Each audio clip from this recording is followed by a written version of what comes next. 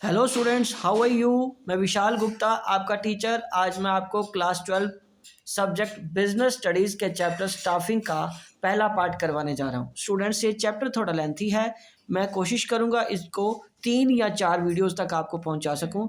मैं इसलिए इसको 3 या 4 वीडियो में डालना चाहता हूँ क्योंकि मैं इसको एक एक टॉपिक आपको क्लियर करके दूंगा। और आपको याद है कि ये सेकंड टर्म का चैप्टर है, मतलब सीबीएसई का सेकंड टर्म का चैप्टर है। और इसमें आपको अब थ्योरेटिकल फॉर्म में आना है, एमसीक्यूज में नहीं आना। तो ये चैप्टर आपको पूरा डेप्थ में पढ़ना है ताकि आप सफिशेंट लिख पाओ। ठीक है जी।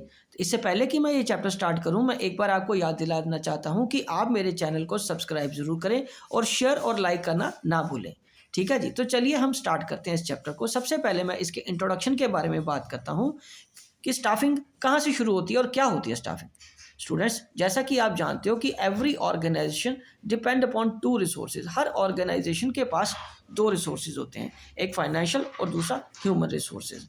तो यहाँ पे मैं बात करूँगा कि फाइनेंशियल रिसोर्सेज को दूसरा नाम हम क्या बोल सकते हैं, फिजिकल रिसोर्सेज। फिजिकल रिसोर्सेज या फाइनेंशियल रिसोर्सेज को अगर हम बात करेंगे तो हमारी होगी एसेट्स, जैसे प्लांट एंड मशीनरी, जैसे बिल्डिंग, ठीक है जी, जैसे इक्विपमेंट्स, ठीक है जी, और जैसे मोटर कार्स एटसेट्रा। ठीक है स्टूडेंट्स, अब बात ये है कि ह्यूमन रिसोर्सेज का क्या काम है। ह्यूमन रिसोर्सेज होते हैं द मैन पावर, मतलब जो मैन पावर हमारे पास है, जो एम्प्लॉयज़ हमारे पास है, उनकी स्किल एंड एक्सपर्टाइज कितनी है उनके पास। अगर ये स्किल्ड या एक्सपर्ट नहीं है, काम करने में सक्षम नहीं है, समर्था नहीं है, तो वो हमारी फिजिकल एसेट्स का, हमारी फाइनेंशियल एसेट्स का पूरा फ़ायदा हम नहीं उठा पाएंगे। मान लीजिए ना, आपने एक बहुत बढ़िया मशीन ले ली, पर आपके इंजीनियर या कारीगर इस लेवल के नहीं है कि उस मशीन को अच्छे ढंग से चला पाएँ। उनको ना ट्रेनिंग है, ना एजुकेशन है उसकी कि वो इस बढ़िया मशीन से फ़ायदा लेके आपको आउटपुट ज़्यादा दे पाएँ। तो you will be in trouble at that time.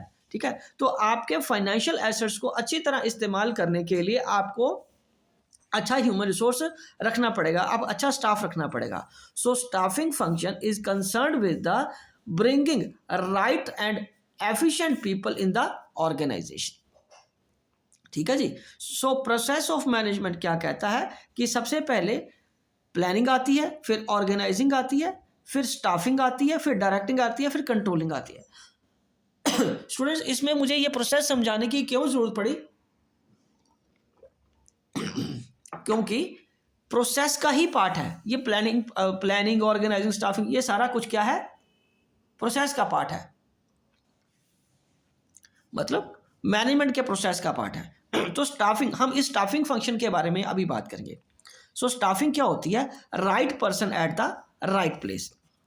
ठीक है जी। So staffing consist of man power planning, recruitment, selection, training, compensation, promotion and maintenance of managerial personnel. मतलब क्या हुआ, स्टाफिंग में वो सारी चीज़ें आती है। मैन पावर मतलब, अगर हम सिंपल भाषा में बात करें कि लोगों को अपॉइंट करना, प्लान करना कि कितने लोग हमें चाहिए, उनकी भर्ती करनी है, उनका चुनाव करना कि किस प्लेस पे उनको रखा जाए। भर्ती तो हो गए, पर उनको रखना क्या है, उनसे क्या काम करवाना है, सिलेक्शन हो गया ना उसका, उसको बोलेंगे सिलेक्शन। फिर उनको ट्रेनिंग देना, ट्रेनिंग के साथ साथ उनको कंपनसेशन। कंपनसेशन का मतलब कि जो काम या जिस तरीके का उनकी स्किल ये काम से रिलेटेड जो काम उनसे कराए जा रहे हैं, उनको कितने पैसे देने हैं, कितनी सैलरी देनी है उनको। फिर उनकी प्रमोशन के बारे में कि समय समय पर ज़रूरत पड़ने पर उनकी इंक्रीमेंट या उनको प्रमोशन दिया जाए, उनकी बढ़ोतरी, उनकी तरक्की की जाए। और मेंटेनेंस, और उनको मेंटेन करके रखा जाए ताकि वो हमें छोड़ के ना जाए। ठीक है जी। तो चलिए अब हम आगे डिस्कस करते हैं स्टाफिंग के कीवर्ड्स क्या हैं। तो सबसे पहले मैं डिस्कस करता हूं आपके साथ staffing related to human element component of organisation. Staffing function human element से रिलेटेड है। ठीक है जी। दूसरा, function which make our assets walk out and come back next day happily and satisfied. ये हमारी वो एसेट्स हैं, ह्यूमन कैपिटल, हमारे एम्प्लॉयज़, हमारे स्किल्ड एंड ट्रेंड वर्कर्स, हमारे वो एसेट्स हैं जो रोज़ हमारे ऑफिस से या हमारी फैक्ट्री से चले जाते हैं और अगले दिन सेटिस्फाइड होके हैप्पीली वापस आने चाहिए। ये स्टाफिंग है। उसके बाद है जेनरिक फंक्शन ऑफ मैनेजमेंट। तो मैनेजमेंट का तो ये जेनरिक फंक्शन है, क्योंकि इसके बिना तो मैनेजमेंट चल ही नहीं सकती। It assess the numbers and type of employees an organization will require in the near future. Place a right person at the right job. और right persons को right job पे रखना ही staffing कहलाता है. ओके स्टूडेंट्स, तो चलिए अब हम डिस्कस करते हैं इसके बारे में, इसके इंपॉर्टेंस, मतलब या उसकी नीड या बेनिफिट एडवांटेजेस, कोई भी नाम उनका आपको दे दो, ठीक है. वो स्टाफिंग के अगले ये पॉइंट्स मैं करवाने जा रहा हूँ. मेनली हम इसको इंपॉर्टेंस या एडवांटेजेस के नाम से भी जानते हैं. नीड या बेनिफिट आ जाए तभी आपने यही आंसर लिखना है. ओके जी. तो सबसे पहले हम बात करेंगे इसका पॉइंट नंबर 1. मैं पहले सातों पॉइंट, उसके 7 पॉइंट्स हैं, मैं 7 के 7 आपको एक बार रीड कर देता हूँ, फिर एक एक करके एक्सप्लेन करते हैं. ठीक है जी. सो पहला है filling the role by obtaining competent personnel. मतलब कॉम्पिटेंट मतलब काबिल लोगों को ढूंढ के हमें अपनी ऑर्गेनाइजेशन में जो जगह खाली है वहां पे उनको अपॉइंट करना. दूसरा, placing right person at the right job. सही पर्सन ही सही जॉब में होना चाहिए. उसके बाद third, growth of the enterprise. Fourth, optimum utilisation of human resources. Fifth, helping in competing. Market में compete करने के काबिल हम बन जाने चाहिए. उसके बाद improves job satisfaction and morale of the employees. और 7th, key to effectiveness of other function. तो चलिए एक एक करके मैं इसको एक्सप्लेन करता हूँ. ये देखिए स्टूडेंट्स, ये 7 पॉइंट्स हैं. ठीक है जी. तो चलिए अब हम एक एक करके इसको एक्सप्लेन करते हैं. ओके जी. चलिए सबसे पहले मैंने आपको पॉइंट बताया वो था filling the role by obtaining competent personnel. Okay. Staffing function is needed to fill the job position.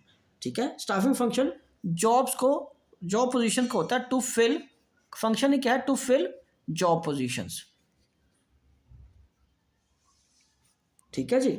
There will be no use of position unless there is these are occupied bye employees. और always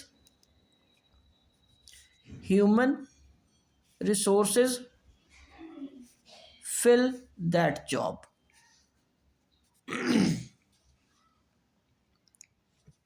ठीक है जी. occupied is the, so and it is through staffing function only that employees are appointed to fill. ठीक है जी. अगला point क्या है हमारे पास था? Placing right person.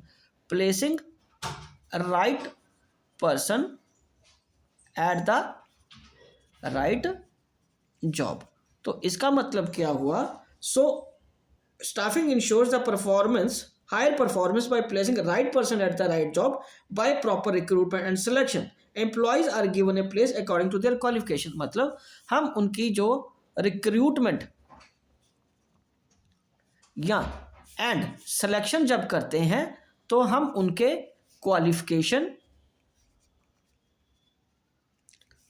ठीक है जी, उनके स्किल, उनकी एक्सपर्टाइज एंड एक्सपीरियंस को देखते हुए ही हम उनकी अपॉइंटमेंट करेंगे ताकि सही व्यक्ति को सही जगह पर रख के काम किया जाए. फॉर एग्जांपल, आप ढूंढ पर्सन मशीन चलाने वाला रहे हो, मतलब इंजीनियर बंदा ढूंढ रहे हो, इंजीनियर चाहिए ना मशीन चलाने के लिए, और आप कह रहे हो कि आपके पास एक अकाउंट्स वाला बंदा है जिसको आप मशीन चलाने के लिए अपॉइंट कर लिया है, तो वो राइट पर्सन नहीं हुआ ना.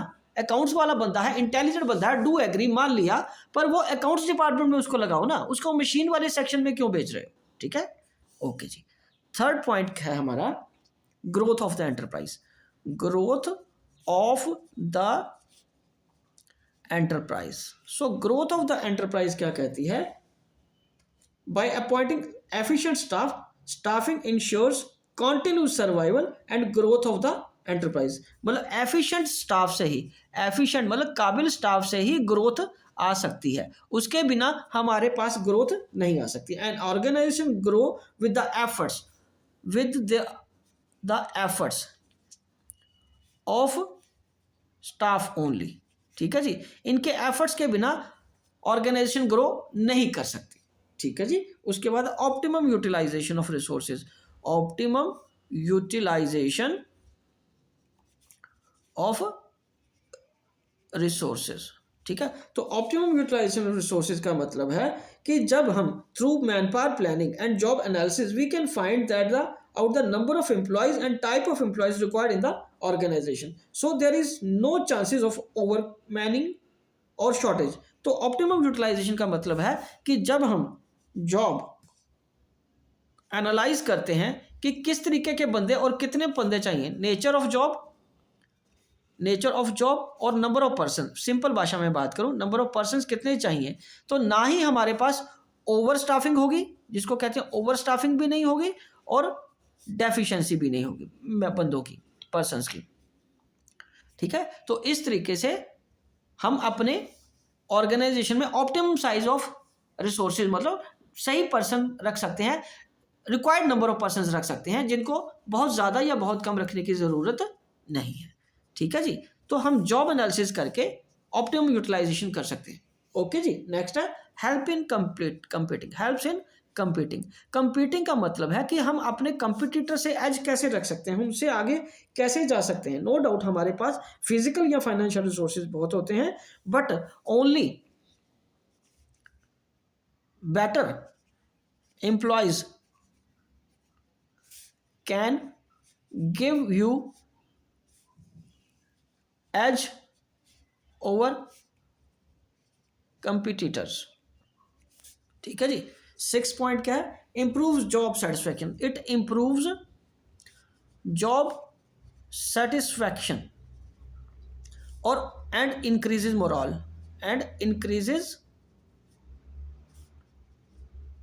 मोरल। ठीक है जी, so staffing function doesn't end only with the appointment of employees. यहीं पर खत्म नहीं हो जाता, हमें उनकी आपको क्या करनी पड़ेगी, उनको ट्रेनिंग देनी पड़ेगी, उनकी प्रमोशन करनी चाहिए रादर। ठीक है, और उनको कंपनसेशन प्रॉपर मुआवजा देना, मतलब जितना वो डिजर्व करते हैं उतनी सैलरी या उतना पैकेज उनको देना। इससे वो क्या रहेंगे, सेटिस्फाइड रहेंगे और उनका मोराल बढ़ेगा और वो मन लगा के और ज़्यादा अच्छे तरीके से एफिशिएंटली काम कर पाएंगे। ठीक है जी, उसके बाद की to effectiveness. So key to effectiveness of other functions. ठीक है जी बेटा, no other function of the management can be carried out without efficient staffing function because all the functions are performed by human beings. Yes, all the functions are performed by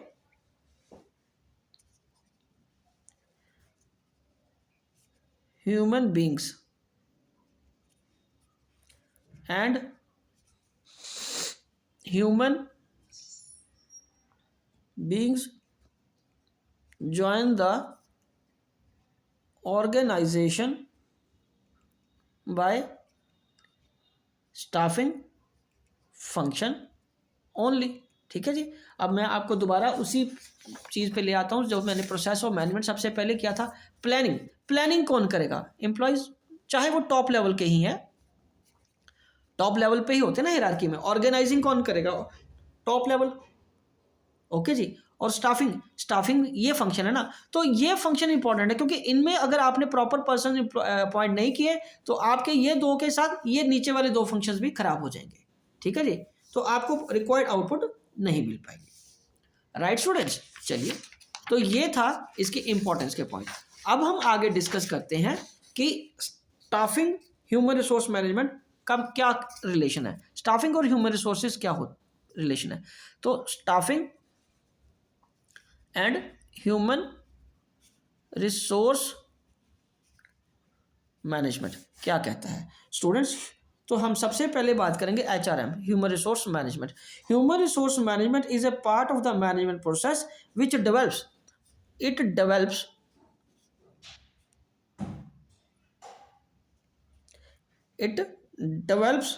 and manage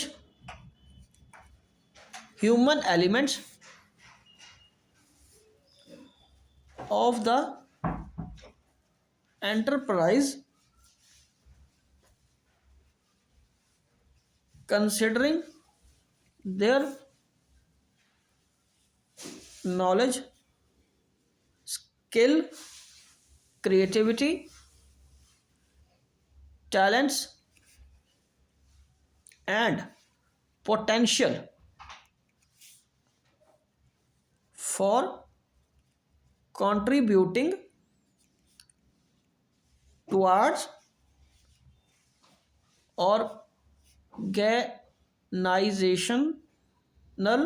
objective. ठीक है जी।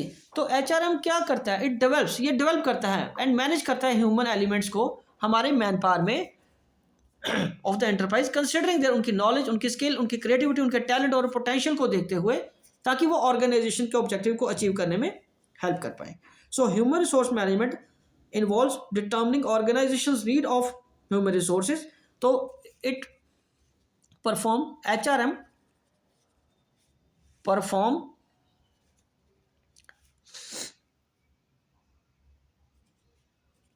Recruitment and selection. ठीक है जी। And उनको फिर train करता है, training and development for the future role. ठीक है जी। And compensating them. ठीक है जी। And also deals with trade unions, मतलब जो वर्कर की यूनियंस बनी हुई हैं उनको भी डील करता है ये। ओके जी। उसके बाद generally these function and carried by, मतलब अगर तो स्मॉल ऑर्गेनाइजेशन है, स्मॉल साइज है of organization, then every departmental head, that is known as manager performs this function only। ठीक है। but when the size of the organization is very large, it needs a separate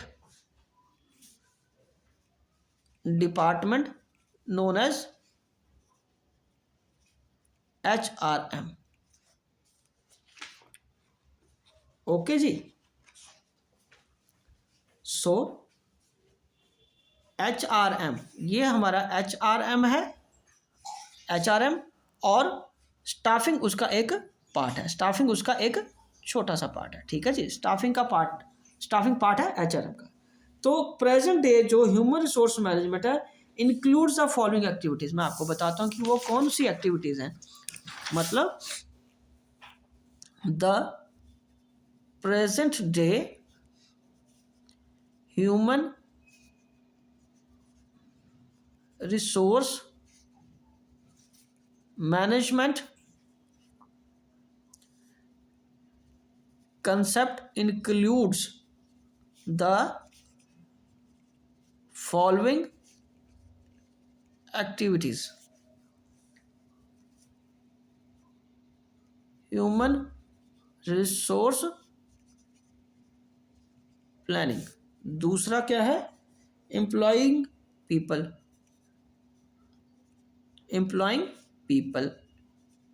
ये तो self explanatory है ना, इसको तो explain करने की जरूरत नहीं है। कैरियर ग्रोथ,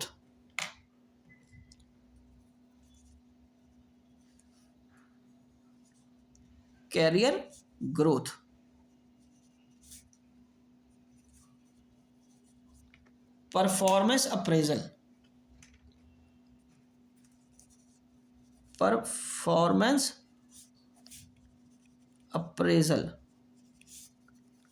उसके बाद मतलब उनकी परफॉर्मेंस को मेजर करना एक पर्टिकुलर टाइम पीरियड के बाद, जनरली वो 1 साल होता है पीरियड।